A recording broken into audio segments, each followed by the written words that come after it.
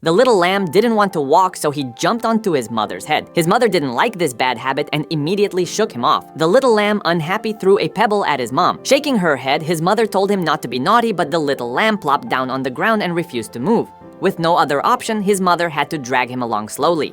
At this moment, the little lamb saw a rock and jumped onto it, immediately gripping it with his feet, but soon the rope broke and the lamb rolled down the cliff. Luckily, a rock caught him. His mother shouted for him to come up quickly, but the little lamb turned his head away and then kicked the rock with force. Thus, he slid down the valley on the rock. Seeing the abyss ahead, the little lamb, due to his speed, was flung out. In a small house below the mountain, a giant was sipping tea with his beloved porcelain. Suddenly, the lamb crashed through the window, shattering the giant's porcelain. Furious, the giant grabbed the lamb and was about to steam him. The giant started preparing spices and vegetables, tossed the lamb into a pot, and put it in the oven. On the other side, the little lamb bit open the oven lid with a carrot. He was a mischievous child. As the giant wasn't paying attention, the little lamb quickly climbed up the chimney. However, the chimney wasn't sturdy and collapsed due to the weight.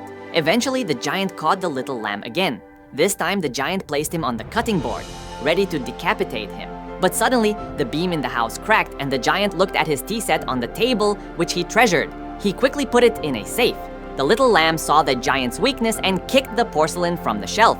The giant, panicking, watched his collection shatter piece by piece. Enraged, the giant vowed to climb the ladder and capture the lamb. During his escape, the little lamb bit the attic's cargo, causing it to crash to the ground, making a big hole. The little lamb then jumped onto the safe, threatening the giant not to move. Seeing his beloved porcelain at risk, the giant knelt and begged for mercy. But the little lamb stomped and the porcelain fell.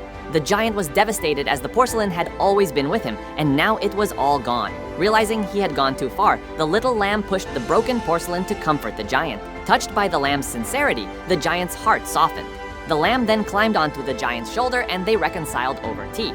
Suddenly, the lamb's mother entered the room. The little lamb saw his mother, jumped off the giant's shoulder, and ran to her side. The giant was envious, wishing someone cared for him like that. Outside, the little lamb called out, inviting the giant to join them.